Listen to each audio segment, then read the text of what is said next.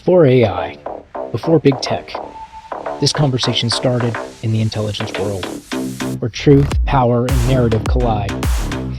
In this episode, we dig into how misinformation evolves, why the liar's dividend is reshaping trust, and where free speech meets real-world harm. This is about security, credibility, and what happens when reality itself becomes contested.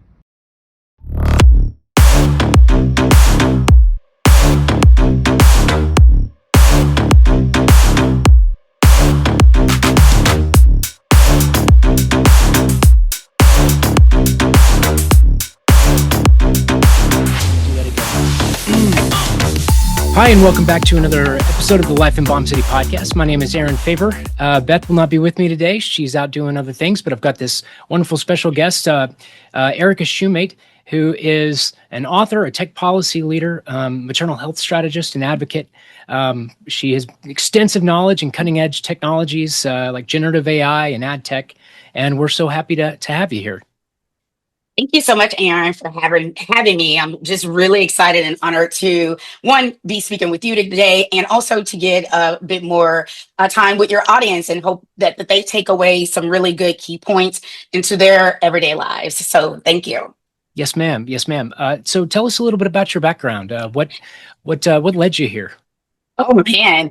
So a little bit about me is, before I ever stepped into like this world of like big tech or AI, my world was all national security and intelligence. And I worked on programs that touch a gamut of things from counterterrorism, counterintelligence, transnational organized crime, foreign fighters, and relates to the CT subset, and like also dual use technology as well. And also have had the gift and the honor and young, honestly, very sobering working national kidnappings, crimes against children as well. And being that my work has spanned cases involving ISIS recruitment networks and threat tied to trafficking and organized criminal groups and so much more that I will probably never be able to speak about. It taught me something very profound, that people don't just wake up one day and want to do something harmful or want to do something that people will call, radicalized. There are truly these psychological, social, and environmental forces that shaping these behaviors of people. And I learned to see threats, honestly, not headlines, but the human stories, like the storytelling piece, people on the brink, exploited vulnerabilities, and systems either preventing harm or enabling it. And so how I got here today is really because of your beautiful podcast and audience. Those things really are at the, I would say, the North Star of what your podcast is about. And I think that your audience could benefit from some of my knowledge and expertise. So happy to be Yes, here. ma'am. Yeah, well, then that's great. No. All of those things are absolutely fascinating to me. In fact, I a second ago I'd pulled up an article by a guy named Robert Chesney. Do you know who he is? He's down there at the University of Texas Austin Law School. I think he's the dean down there. Yeah. And he wrote an article a couple of years ago in 2018 about deepfakes specifically, and I think that he and his co-author had mentioned some of the I guess what he called the liar's dilemma, or not the liar's dilemma, the liar's dividend is what he called it, in which people have skepticism towards the truth. And that ends up playing into the hands of people who are not telling the truth, who will then use the truth to, subjugate or whatever you want to call it. Right? Yeah. The actual truth, which is just crazy to me. But I mean, that's the world we live in. Do you want to talk about that for a second? Yeah, like I think that's a great call out. And to your point, it's actually the thing too that, if I want to be honest, that's what keeps me up at night, is really to watch this shift in our society of being okay with having things that are not true. And yet that is the continued norm now, and not to push back on those things. And also having, if you have a $2 microphone and you have your good ring light and you have all the followers, then that automatically equates to you being an expert.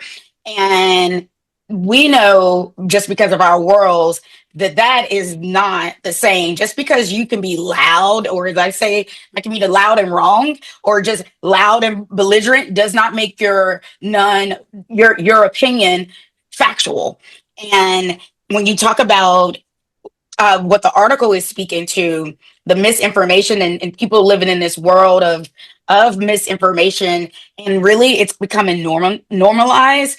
I I am the person that has always pushed back and wanted to push back, because we were taught at a very early age about, character, integrity, and being someone who is, what you see is what you get, right?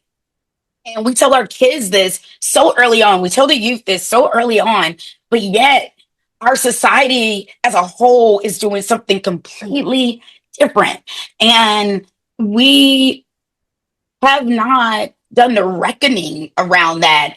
And what I think about these things, one, I think it's absolutely ridiculous. I think it's wrong. Two, this whole idea of, also, well, it's freedom of speech.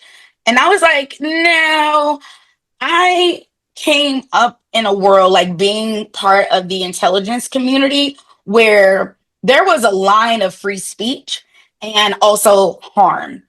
And somewhere we have skewed more towards being okay with people being harmed by words than the actual protection of the people.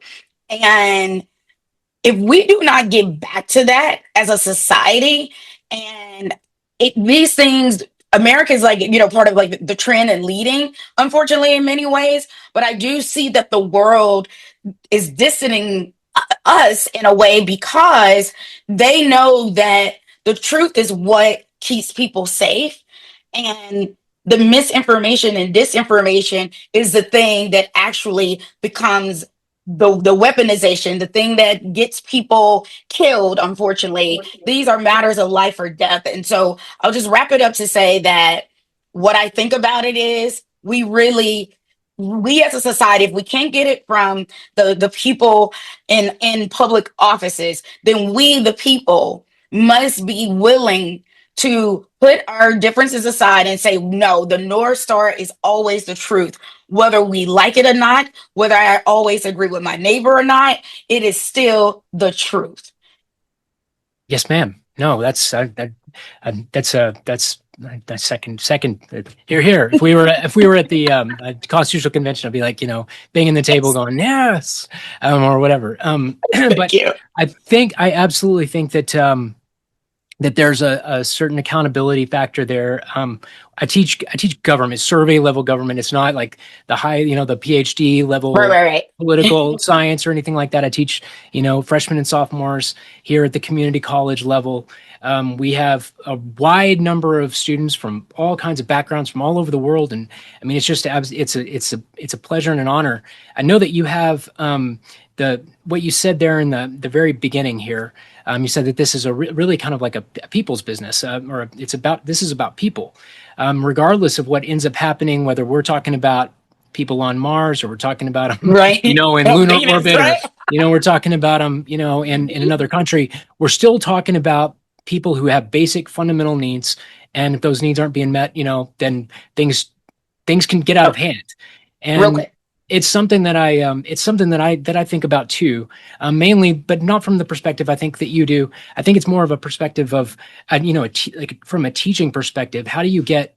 Um, I mean, and I think that at the same time, we're there's a lot of common ground there.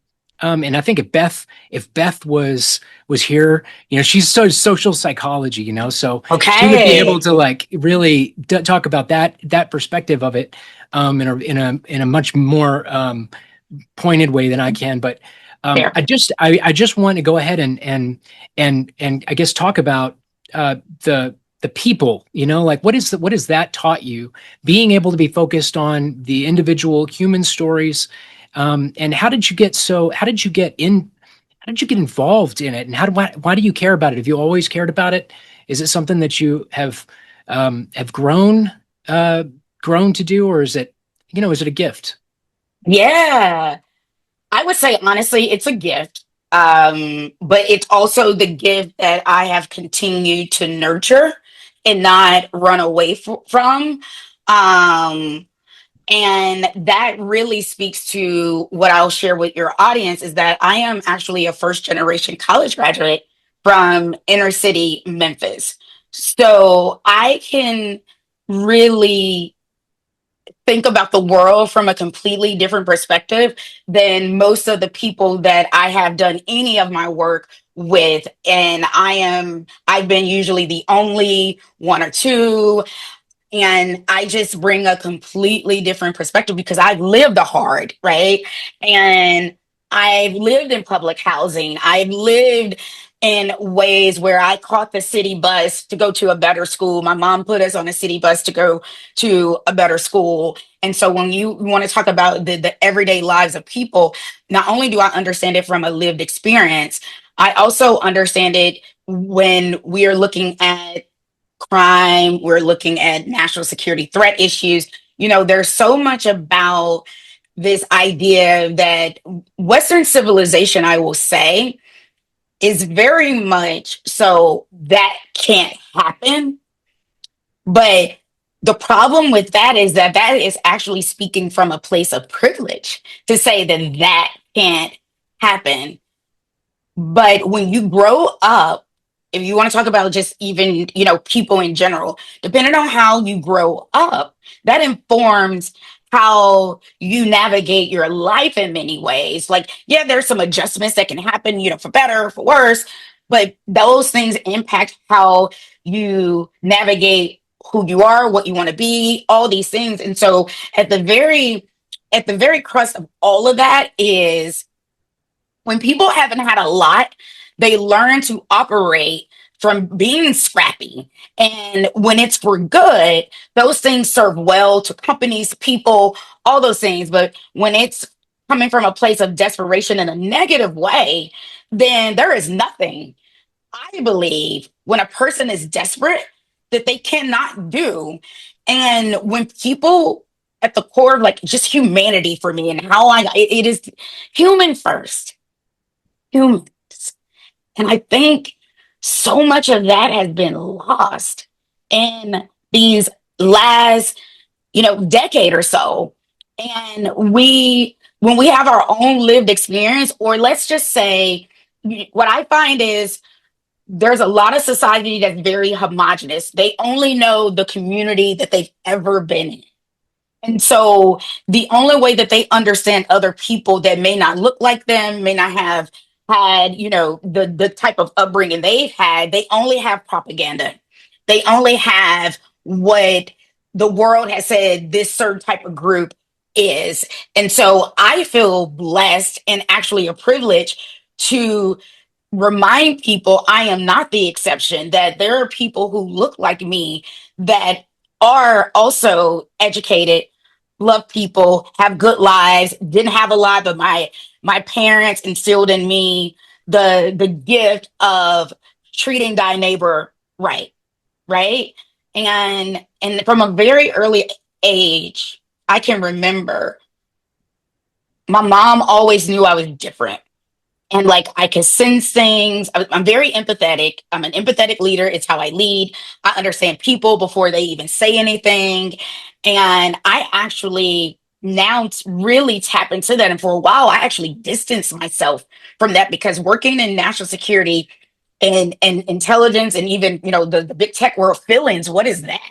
And and over time, becoming a mother and having a very tumultuous pregnancy and motherhood journey, those things actually shifted how I move in life. And so, at the end of the day, did I learn it? Was I born with it? It was definitely innate, but I've curated it over time. And that's that's fast. It's absolutely fascinating to me because I feel like there's something you just now said that the way that people experience other people, or specifically the way that they try to understand what other people are, where they're coming from, um, is from, I guess, their own. I mean, if if it's not from a place of personal experience, devotion, and sacrifice, then it you become, what's the word, susceptible to information, I don't know, information deception or deception in Yeah, general. that's it.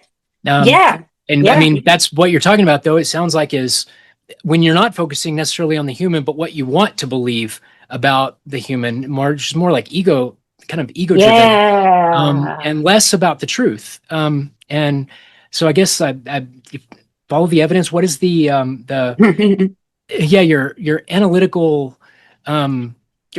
background. Um, like and when, by the way, whenever you say like you understand what people are saying before they've said it or anything like that, it was like, man, that's kind of like a Jedi. You're kind of like a Jedi is what I'm trying to say. And that's a pretty that's an amazing gift. Thank you. You bet. uh I'm curious to know how you complement it with your like analytical, like it's so you were talking about the NatSec stuff and all Mhm. the background and the way that they frame problems, I guess, and particularly that community is built around looking at these steps, this analytical process. Yes, the whole And tradecraft piece, how did right? how did that how did that how did those play together? Yeah, great question. What I say the beauty about me and so many others that look like me that might be in this field or profession is that we have what I would say book smarts, but we also have street smarts. And when you have both, you are literally a unicorn. And one thing about what you mentioned too, like how people, as you kind of like track the breadcrumbs, is people are informed by what they see or what they don't see by how they perceive others, right? And so the one thing that I challenge people on, my colleagues, whoever I'm working with, is there is this stereotype things that like run deep, for various communities, whatever, whether for good, whether for bad, is there are times I've been in rooms where we're working like an operation or whatever, and the stereotype stuff will come up, and I'm like, I am responsible for my people and my communities and also for others because they're not in these rooms, right? And I have a duty as a public servant, as a human, to push back on narratives that can be harmful. Example, you're working transnational organized crime, drug operations, whatever. There is a perception around who that person is or the people are.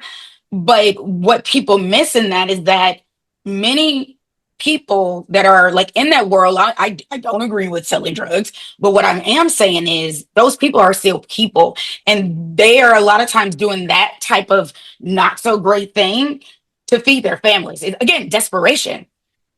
And me understanding that growing up in public housing, I had people that were the people that were, selling and distributing. Of course, I'm like naive eyes at the time, but it was always no, no, no, no. If they knew the kids in the community that were like the smart ones, the good ones, they knew they were going to be somebody, you go back in the house, you do this. There's your, again, it was still communal. You never hear when these stories are told about, like, we just took down so and so, you never hear the other side of the human because humans aren't one thing.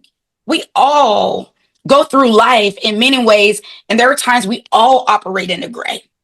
And I think that it is a privilege to sit here and think about like the things that I think about and bringing my analytic trade craft and my everyday life together. And like, do they sometimes have tension with one another? Absolutely. But also, if we go back to the foundation of who I am, I didn't grow up, of course, working in national security, intelligence, or tech policy. I came from these very humble beginnings, a community where people survived by leaning on each other. So we weren't rich in money, but we were rich in community. And therefore, that resilience wasn't a buzzword, it was a way of life. And I'm raised by a mother who worked 2 and 3 jobs to the point she, the saying, work yourself to death. My mom literally worked herself to death, heart stopped. Thank God she's still here. And seeing those things and watching her grit, her resilience, and all these things. She wasn't in boardrooms or briefing rooms, but what she taught me was the values that guide every room that I walk in. Work with integrity, which is number one for your analytic trade craft. You have to be above your own biases. Doesn't mean you're immune to them, but you have to be above them. And you have to go where the information is taking you. Two, take care of people. And as you're working through whatever the thing you're working on, the big operation or just some analytic piece, it's so important that we think about our lived experiences, even in our professional training, because we could be the difference between someone's good day and someone's bad day. And that is how I have been able to really ground myself, stay grounded, and really looking at these very nuanced problems, raw information, disseminated information, and really, again, even if I don't like where the information is taking me, it is my job, again, integrity, to still go after the truth and wherever the information may lead me. And while I'm working to get to whatever the ending is, that I'm also checking my own biases along the way. And I believe because I've stayed grounded, I am able to not have the ego like, no, no, no, that's definitely what's going on. Right. To Mm. say, like, nope, that's not what's happened. And having a sense of responsibility and integrity around marrying the two is really the North Star of those things. Right. No, that's the wonderful answer. I guess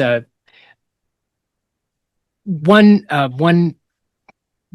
thing that I've I guess been I think I'm moved by with what you're saying is being from a place like Memphis, for example. And I've never lived in Memphis, but I know Sun Sure. Records is there, and I know that I'm for Yes. sure, and I know that Yes.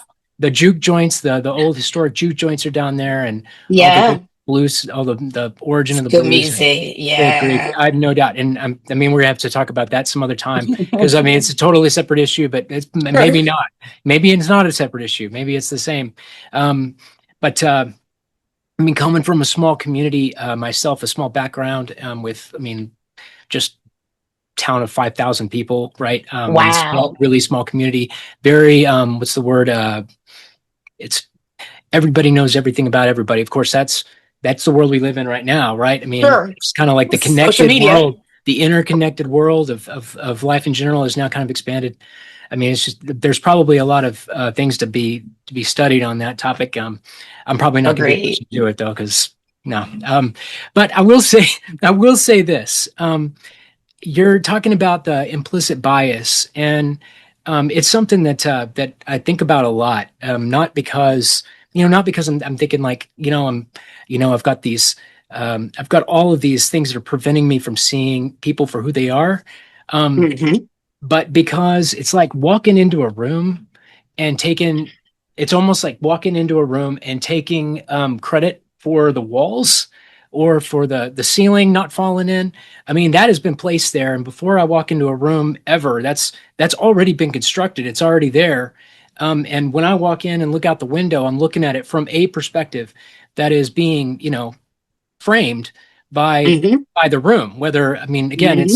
it's important to have the room because obviously it's what provides shelter and it provides Yeah. security and organization, and this all these wonderful blessings. But Yes. at the same time, not being aware of how thick the walls are, or whether the window is kind of distorting the color of Right. the light outside or whatever. Those are all things that can play into perspective in the same way that they can. And I mean, it's something we talk about all the time. In my government classes, because it's something we talk about. Um, Yeah. I mean, and just to give an example of why it's on my mind, um, we're down here in Texas in the Texas Panhandle.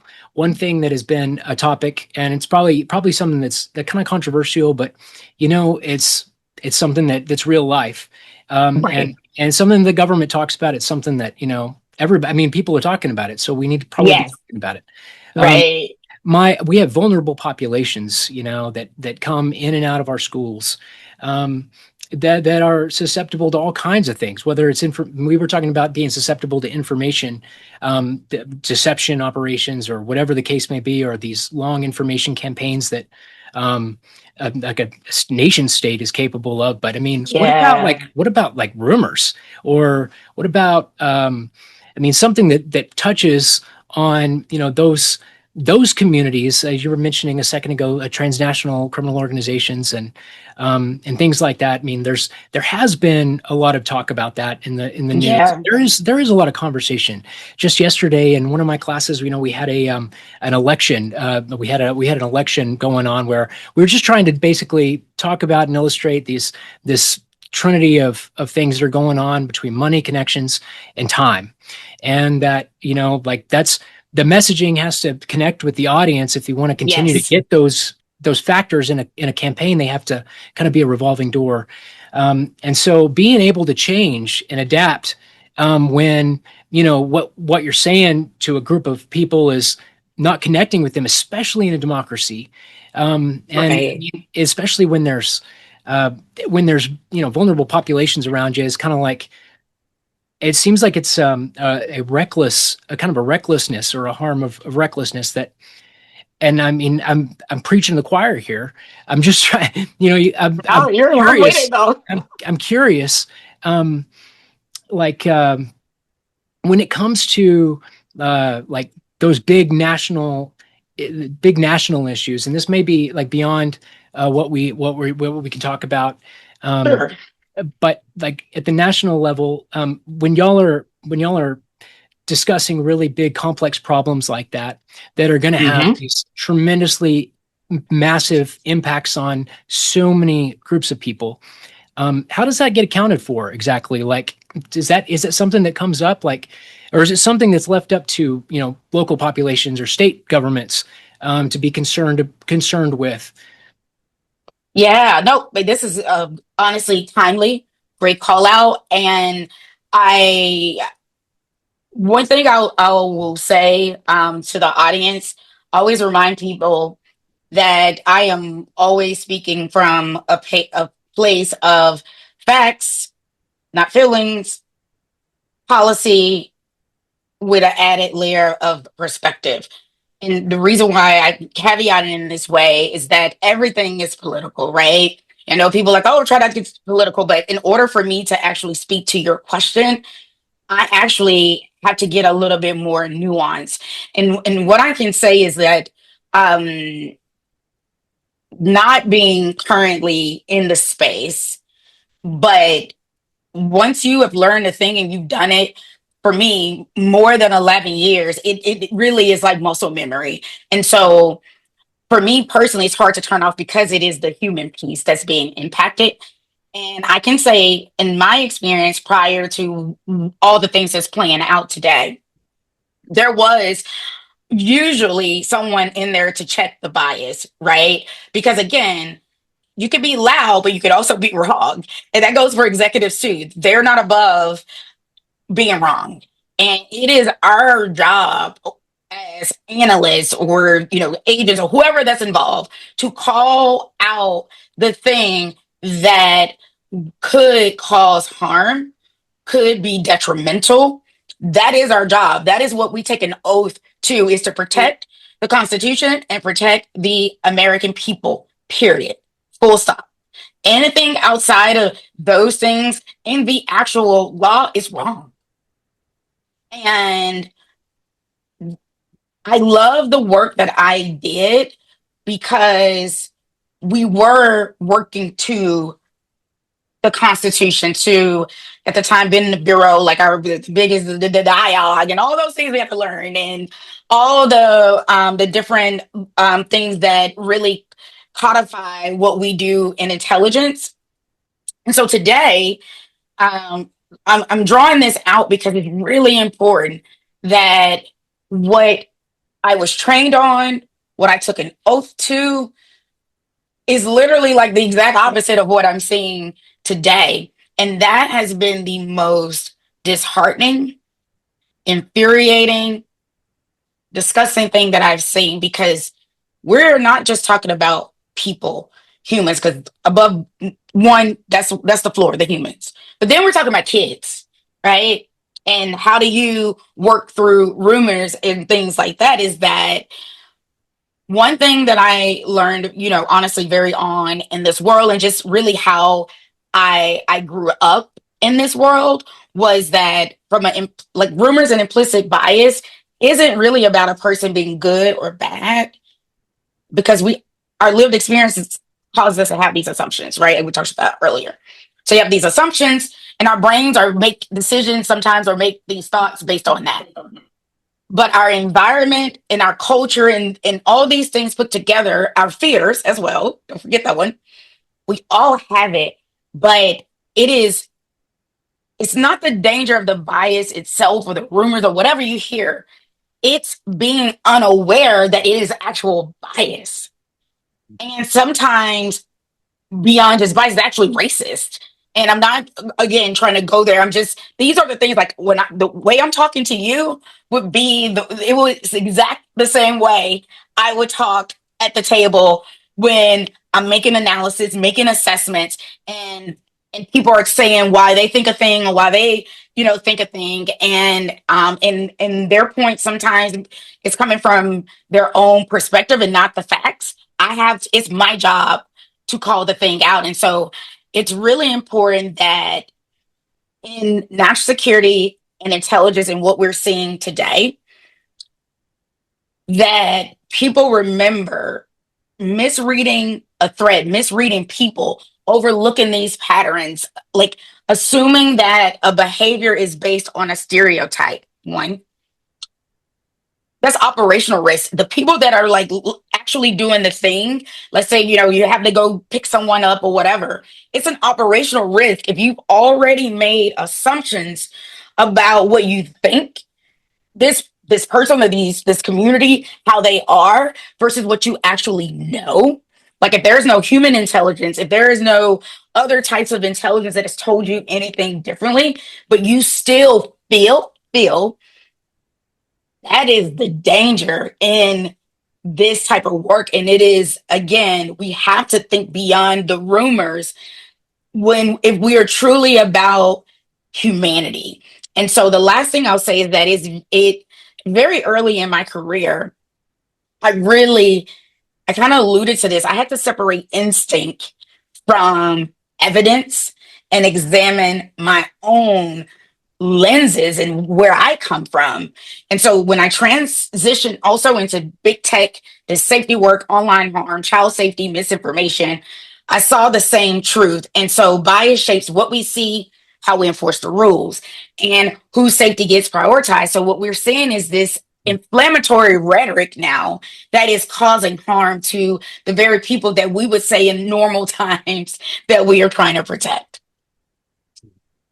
I mean, it's a really timely thing to be talking about. With AI, being so much in the news. I mean, centered. I mean, it's been around for a really long time, Yes. but it's kind of taken a dominant position, not just in people's in the way. It's really what people are seeing or knowing now has been happening, and the difference is, I guess, that before you could probably make a plausible argument that by and large most people didn't think about. There being a dimension of AI involved. Like, give example, a Google search, right? Yeah. Is obviously informed by algorithms. But Google search has been around for a really long time, and they've been doing that and prioritizing, what they show and what they don't show. You were saying prioritizing who gets protected or who gets safety, or who has an entitlement to safety.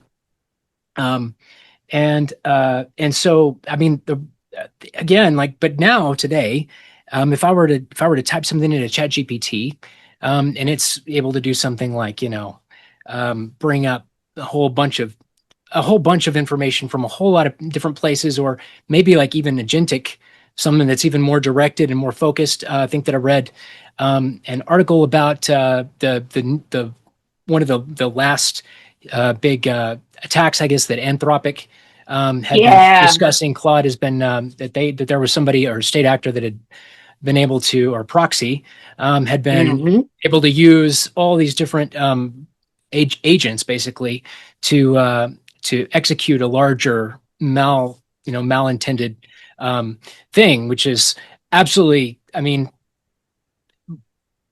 so far beyond anything that was in the public conversation 20 years ago. But Right. your conversation about people being aware of the dangers of rumors and misinformation, disinformation, or their own biases and what lenses they're looking at the world through. Um, it makes that even more complex. I And agree. so one thing that I really don't want to not talk about, because I feel like it's also part of this conversation, which is I think that on in your background I read a thing about how you were changed, your life was changed when you had a baby. And I'm going to tell you, I mean, while I didn't personally have a baby or anything, Yeah. as a dad, I'm a father, and Yeah. being a dad was something that totally changed. Becoming a dad was something that totally changed my life. Obviously, I think you hear that all the time from dads, Right. like, this is going to change everything. Or they say, like, I hope you enjoy your sleep right before the baby comes, or whatever. I mean, you hear all these horror stories about all, Literally. but the truth of the matter is, and what I try to remember when I'm talking to people who are either um, are either pregnant or they're wanting to get Hmm. married and they're asking about, like, what to prepare for. And this is just on the sidebar here, because Sure. talking about being a dad, it makes me really proud. Um, I can is that relate. It's a feeling. is is that that is true, like the sleep deprivation and the all the hours and things that you spend kind of like going, oh my gosh, Right. when does the picking stuff up off the floor phase? Before it ever And stop, right? Like, yeah. I mean, or the rocks. When am I going to stop finding rocks in my pockets, right? Or in my jacket pockets or whatever. And yes, the truth of the thrill. matter is, like, it goes way faster than I would have ever wanted it to. Same. Even knowing what I know about the limited things I know about the sacrifices that a parent makes. And I say that because I wanted that to inform, like, the backdrop of this question. Do you see, like, partially the the what you were involved with, I guess, in the initial one, without, like, reading into it? Sure. Would you say that, like, the medical community had, and maybe I want you to be able to talk about this, like, No, you're the medical community in general has, like, had a bias has a bias as well, that can sometimes play to the detriment of these really vulnerable these really vulnerable lives, right? Technically, like, I think a decade ago or so, we had a law here in Texas that was being discussed, and it had to do with informed consent around a decision that that people have to make in a hospital, or you were talking Mhm. about maternal health care, and just your advocacy work. And I just wanted to ask about that. I think I would feel like I was not doing, like, it was a major thing that, like, I was thinking about. I was like, oh, she likes being a mom, or she loves being a mom. I got to talk to her about parenting, because Uh, it's such a big part of this. it really is. And like, thank you for one, bringing it into this space, because it also is a reminder that people, that we see and interact with, we're not a monolith. We are so many different, facets of ourselves every single day. And the one positive of today and like technology and like the evolution of people is that we are able to talk a bit more about the other things that you used to couldn't bring to work too much. Even if you were talking about parenthood, it had to generally be kind of a jokester kind of way of like, oh yeah, all the toys, or oh my gosh, my kid blew out his diaper today. But you could not talk about the really serious things. And now I think back on that, and because of my own lived experience of that, is also so isolating to really not be able to talk about what is impacting you. Because let's be clear, I do think, generally speaking, men do a better job of being able to compartmentalize work versus home. And I think women, just because of like physiologically, generally speaking, how we're set up, it's hard to like have this separation and not feel impacted by the thing, right? And so for me, thinking about my motherhood journey, it was very it was a lot. It was difficult. And as someone who honestly did not want kids, did not, I was like, I'm going to focus on my life. I'm going to be a philanthropist. I'm going to give back. And part of that is honestly informed by my own upbringing. I still had this trauma and fear. You want to talk about vulnerable communities? I still had this trauma around affordability, yet I was doing fine. Been blessed, and yet I wanted, if I had to be a parent, it wasn't going to be on a struggle. That was one, my mindset. And also, I knew the great responsibility that came with that. Well, God had another plan and surprise. So, having a very uneventful, pregnancy, and then to spend the last 17 weeks of my pregnancy expecting for my daughter to basically be born and pass away on the same day, that is a lot to grapple with. And remember, I was still in national security at the time. I had also been recently promoted at the beginning of the year into a leadership role. So again, being a type A visionary, type person, I had it all mapped out. I was going to take this amount of time off because at the time we did not have real maternity leave or parental leave. So it was either your regular PTO or sick leave. And so we call it in the government then the matrix of like, what time am I taking off?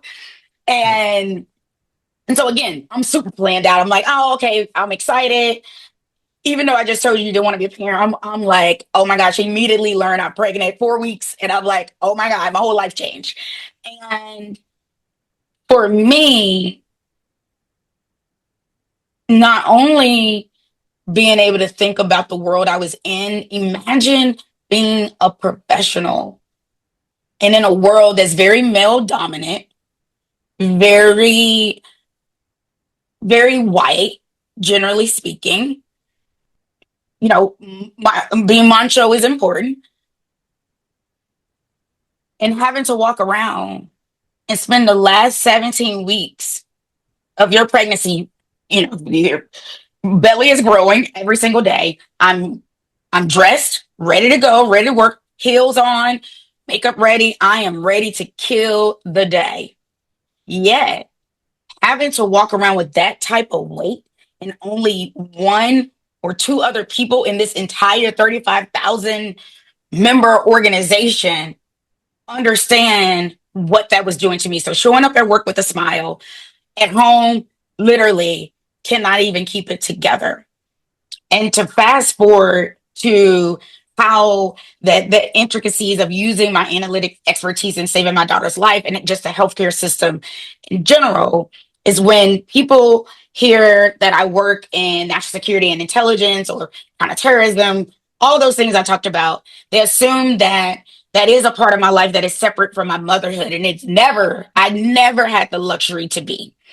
It's not.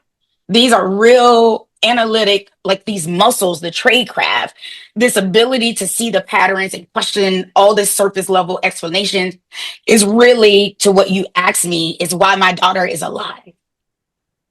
And also some divine intervention. I cannot leave that out. I've spent years truly assessing threats, evaluating credibility, managing complex information under pressure, having to learn to trust your instincts when the data may be telling you something different. Interrogating the data and pushing past all of the noise, as we talked about at the very beginning. And you learn how bias, explicit or implicit, can really distort your judgment, even among the most seasoned professionals and experts. And so when I became pregnant, when all the complications began, I didn't walk into these exam rooms as a passive patient. I had also learned that because my mom is a 2-time breast cancer survivor. So I was her advocate as well. And I walked in as someone who was trained. I was detected to understand weak signals, these inconsistencies and also the risks. And I'm so grateful that I did. And I just thank God every day for that. And the last piece of that is a lot of things just weren't adding up as well. And really, as a Black woman, I understood immediately what was happening. And some of it was implicit bias, as I kind of like when I look back on the situation at the time, I could not name it that. But I understand with my daughter's condition that it's it's super rare, less than 300 cases in the world, but it's highly concentrated in the Amish Dutch community. And what I was told when I had this initial diagnosis, and even once we got the confirmed diagnosis, was you should terminate, heal, and try again in that order. Just like that. No resources in front of me. Just, I need to get out of this hospital and I need to deal with that. And knowing where, like my daughter's condition, that information would have never been shared in that way with an Amish or Mennonite community mother. And it really took a lot of questioning. And I really leaned into that, my instincts and my expertise and also a lived experience to really come out of this thing not only changed, because I was very fragile and broken, not only changed, but transformed in a way that I could use my pain for purpose. And as a result of leaning into that and those things that make me who I am, the national security leader, the mother, the tech, safety leader, all these things really have helped to save other babies' lives. Wow, that's first of all, that to hear that is heartbreaking. I mean, for so many reasons. But also, like, what do you think the bias, like, was it, you say it was like there was a community that would never have heard was it a suggestion that was made? What exactly Like the was only it? option that was given. Like it was like, this is what it is. It's very matter of fact. And the reason why is that my daughter initially was misdiagnosed with another rare and lethal genetic disorder that looked very similar, to be clear, very similar to what she was ultimately diagnosed with. And there's, again, because it's lethal, about 99%, I know maybe 1 or 2% of babies that I know personally that have survived. And so it wasn't a suggestion. Again, it was coming from the best intentions. Because I'll never forget, I'm so sorry, I'm so sorry, I'm so sorry. But there was no additional thought in like, where is the behavioral health person in this room? You're about to deliver some horrific, life-changing information. And what we know about trauma changes your DNA, right? And so the place that the high risk doctor was coming from was really like my best professional opinion, right? And that was it, though. It was like there was a professional opinion, but that was in some Very ways finite. lacking the like the personal. Yeah. I don't know what do you want to call it, the personal touch or the personal the parent, right? I mean, yeah. the part of you that has hope, right? And the fact that you have a baby in you, like at this point, my baby had started kicking, so I have life that is growing, and like what? Like none of this is making any sense. It's a total miracle. I mean, it's a total that's miraculous in and of itself. That's a miraculous thing that can happen. But I guess do you remember? Did you ever watch Lord of the Rings, or did you read any of the books, the J.R. Tolkien books? Nope. My husband is that man. I'm like, nope, not as much over here. Well, we happen to be going through that series right now, and it's kind of a fun time because this is my son's first time getting to go through all of that. Anyway, but we're getting to talk about a lot of really important topics. Not that we haven't ever talked about them before, but we get to talk about them and we'll communicate about them in a way that's, fairly lots of action, lots of depth of storyline, and lots of characters. And there's a scene, I think, in the second episode there or not episode. I'm listening to me. It's like I'm watching Star Wars. No, we're talking about Lord of the Rings here. We gotta draw the line of separation there. But this one is, I guess, where the Ints, the big trees that are talking, are able. This is such a funny thing to be able to say, but it's such a metaphor. And there's one of the hobbits is inside the tree, like being walked around, and they were like, he's trying to convince the Ent. The Ent is without hope. He's like Yeah. given up already. He's seen a lot, and it's almost like all the numbers, the numbers that the Ent is seeing, based on their experience and watching all the fellow trees being cut down, and people just don't care Right. about trees. They just There's Hmm. no reason to do it. There's no reason to try to believe that there's any good in the world. And then I mean, the Hobbit is sitting there in his ear saying, "Hey, I mean, you have a responsibility. You have an obligation. You have an obligation to this because." And he's like, "Why do I have an obligation?" He said, "You're part of this world. I mean, Hmm. you're part of all of this, and you have agency in what Yes. happens."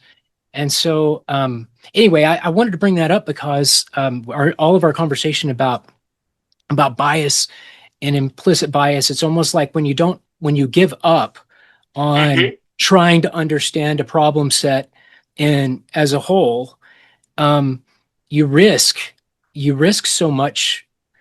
Risk so much, right? I mean, I think that's the what I hear you saying is Hmm. that you were able to put that piece together, that human piece, and that already already Yeah. loved you already Yes. loved you Dreams, all you these had things, love. right? Yeah, you had Yes. love, and that was Yes. Period. that's inspiring. That's No, absolutely thank you. inspirational. That is a Yeah. transformative story. It really is. And it had, and one thing I will say too, if it had not been for my husband, for those, who believe in a higher power, he's a dreamer. And I remember asking him clearly. I was just now this was I did not know what to do. I'm like, this is what the medical people said, and I am a woman of faith, but I'm also a realist. I also believe in science, right? And so I'm like, well, that's what they're saying, and like I looked at all the things, and like this is what it is, and then it was the thing that doesn't have the data that also was moving me, and so because he had a dream that I was waddling, and keep in mind, you're 20, 22 weeks, you're your first kid, you're not, any of those things are happening. We knew that that was a sign we had carried our daughter to term. And because of that, I actually had made the appointment again, informed decisions, right? Because I had gotten a second opinion, all these things. And about 24 hours before the appointment, I still have the email to this day. I sent it, replied, canceled. And even when I look at it every now and then, it's still so chilling. And again, our life decisions are finite. And what I try to remind people, and even to your listeners, someone who maybe listen to this that may, live in a world of like having these very high and sensitive jobs, but you also have life that is happening around you, that do not allow religion to fool matters of the heart. You don't know what you will do until you're actually in it. And when it comes to like maternal, health, reproductive, none of it is black and white. It's so complicated, and it's really important to say that, because these things aren't happening in a vacuum, and there is a human piece to this in their emotions. I'm telling you, I don't know anyone who raises their hand to be like, I'm going to the clinic and I'm going to feel so good afterwards. Like, no. And it's really important that if we look at the person, look at the human and not the action, then we can see that person and have compassion for them. And two, it's not your business. It's one thing. And three, you also have to know, again, bringing all of my national security life and all those things back together, is that for me, thinking about the human piece, thinking about the analytic piece, and how much I went through, but yet there were experts looking at me that I didn't even know at the time, that thought I was handling all the navigation of the entire healthcare system so well, that literally I get calls on a regular some clinician, some doctor, hey, can you talk to this person? Some other, like, expert. Because I remind mothers, fathers, doesn't even matter. You're not powerless. You have the power. You know your child like no one else. And I always tell them it's important that we have to take our feelings out at times so that we can assess the data and the facts in front of us to ultimately get to what we want. And so I always start with when I'm talking to a parent that I've been, consulted, for whatever, is what is it that you want? Because a doctor, nurse practitioner, that's the language that they speak. And then we can go back to the feelings piece. And so that part, to be able to even do that, is some of it is informed training as an analyst, and also that human connection piece too. And so I don't, it transformed me, but I really am reminded every day when I see my beautiful miracle girl of why I do the work that I do and who I fight for and why I fight for it.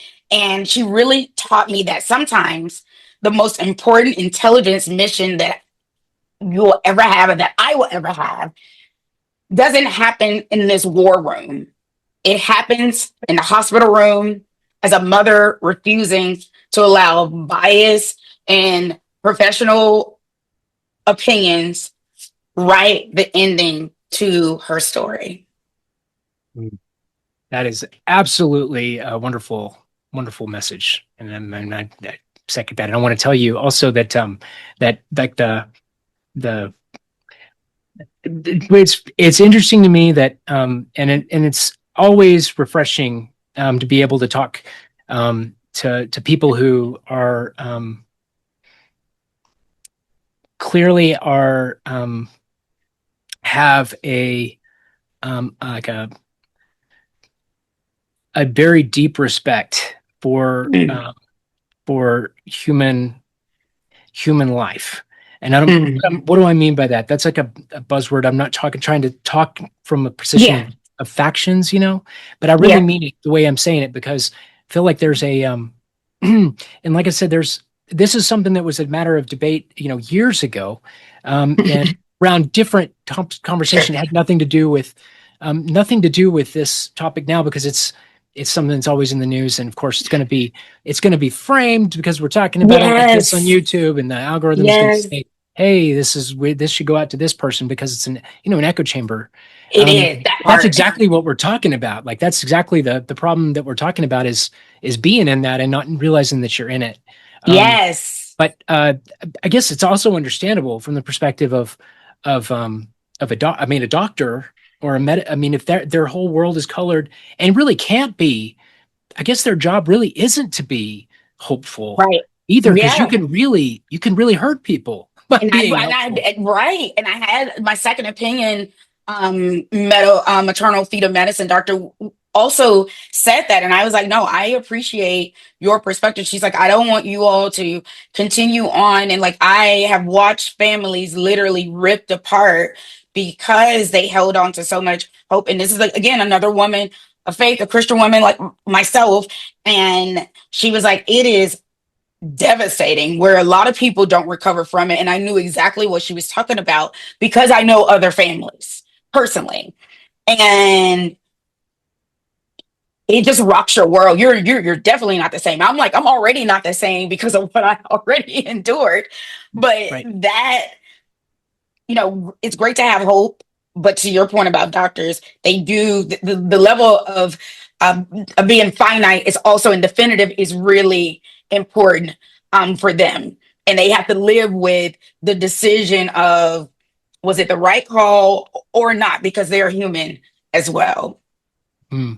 And I mean, I think that playing specifically around we talk about Thomas Hobbes. I'm a big I'm a Hobbes nerd. I think that he is probably one of the best political philosophers. I mean, especially to understand American government.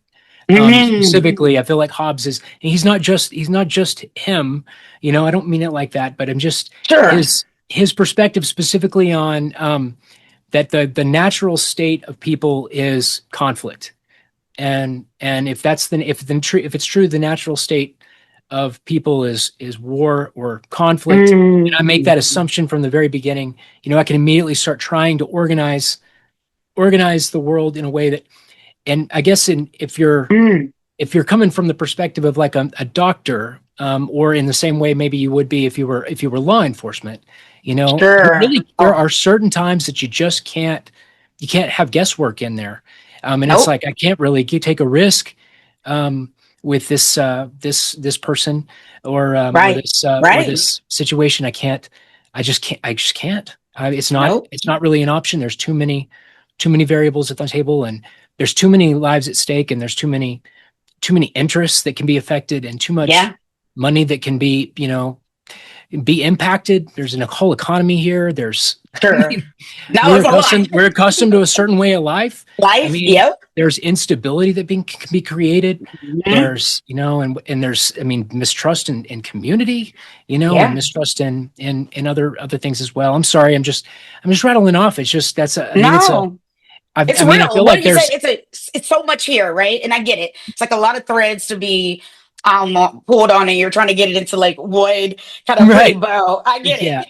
Yeah. The insurance companies, another thing, such a big, Oh, don't get me that's a big started. one. Oh my gosh. Oh, That's a big I one. was having a whole rant about that earlier and last night.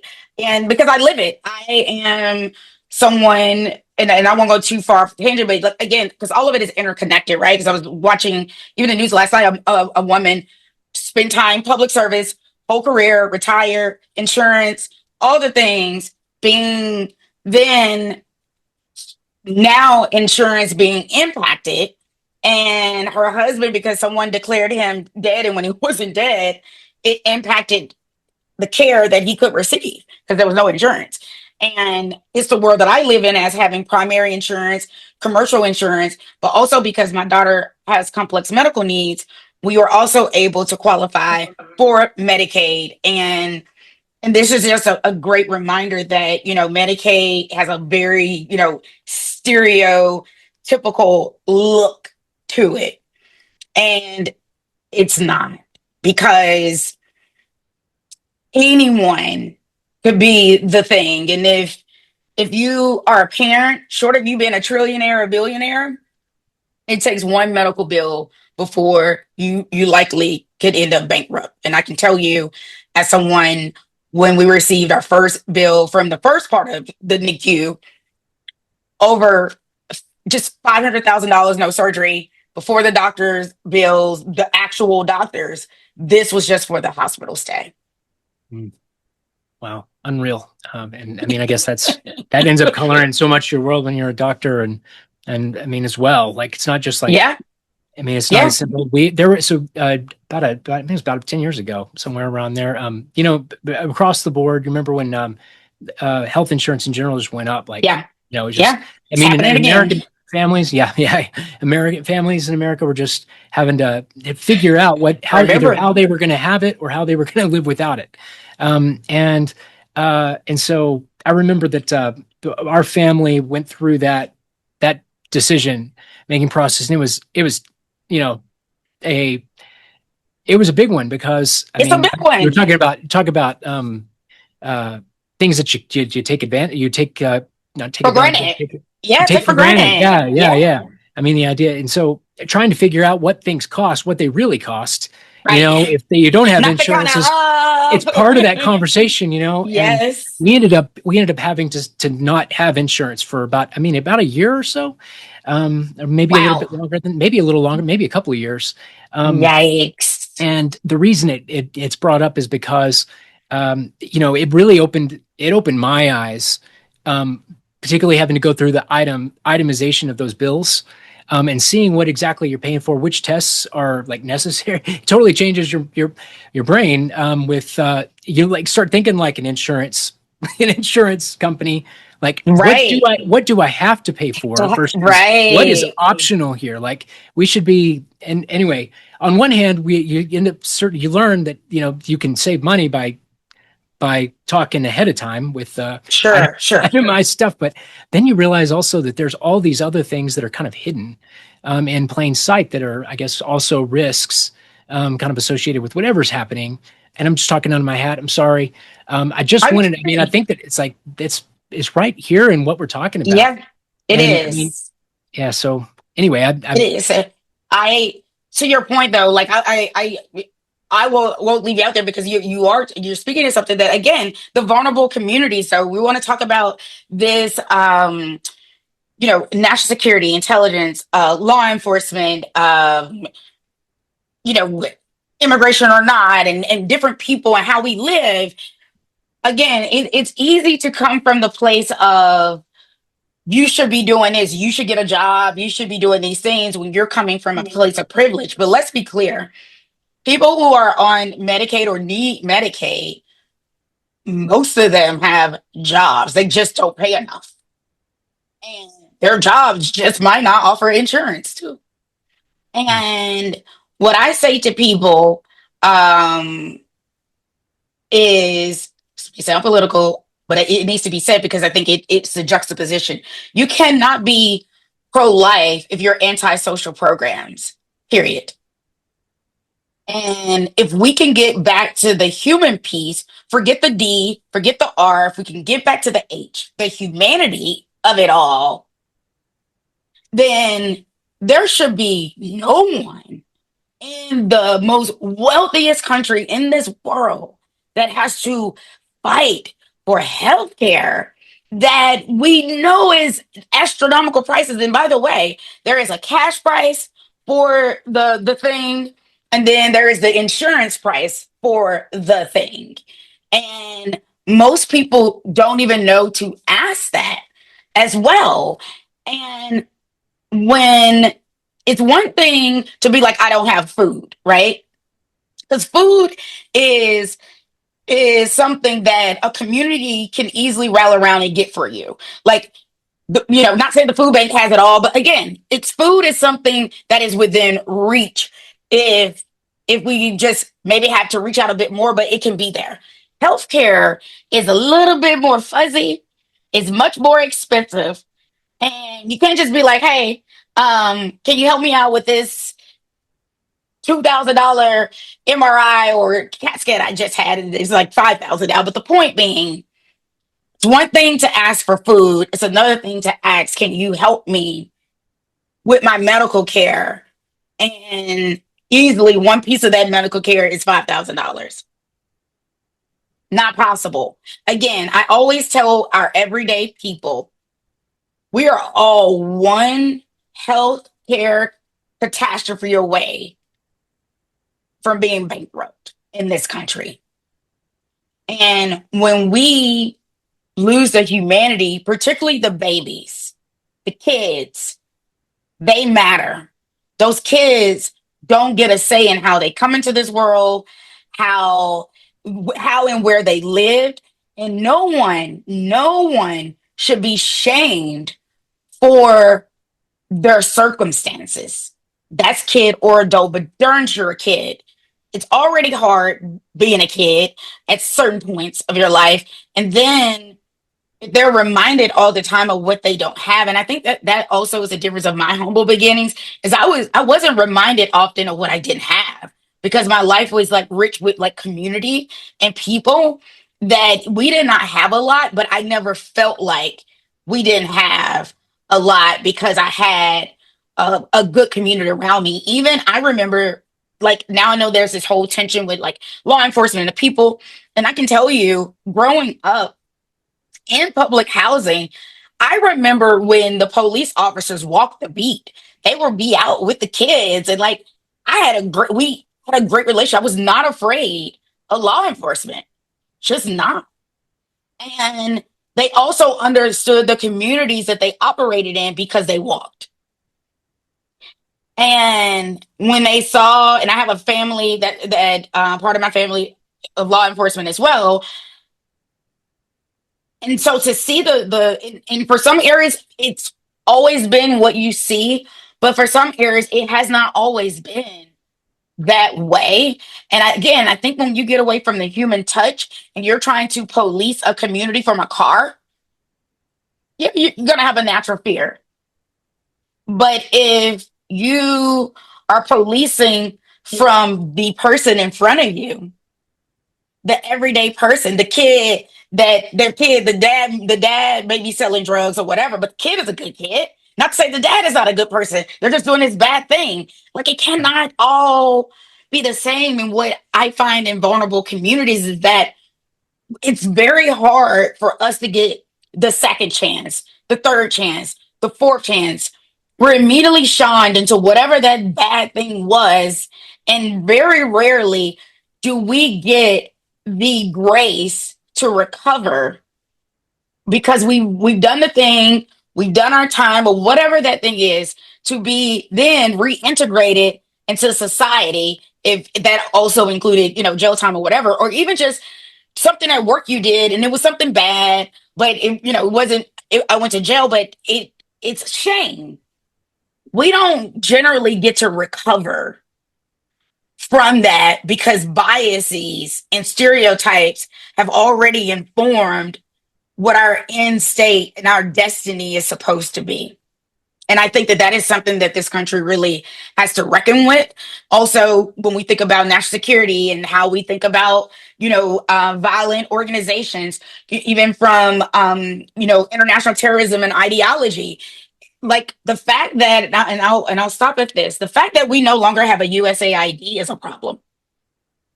And in very much layman's terms, the reason why we have a problem, the rest of the world, and particularly I would say the Americans, we get to like operate and do our day to day and just go on about life, right? What people don't understand is whether we are Americans, America, the government is either coming in to help a country, to destabilize it willingly or unwillingly, all those things. We have a responsibility to provide at bare minimum the food, nutrition for these regions because it's a soft power, right? One. And then two, we also at times can be complicit. And I'm not some like crazy radical person. I'm simply stating the facts. And USAID was the place, the organization that really brought all of this together and in many ways was a barrier and a protection for everyday American citizens because USAID, of course, is operating around the globe. And to not have USAID as an entity in this current season really is a vulnerability to our national security because now you have told a mother, I'm just give this very simple example. You have told a mother that your baby will starve. You no longer have resources. Let's say you're in a camp, refugee camp or whatever. We are no longer going to give you resources and your baby's going to starve. I'm going to tell you this as a mother, the things we talked about, Aaron, as well.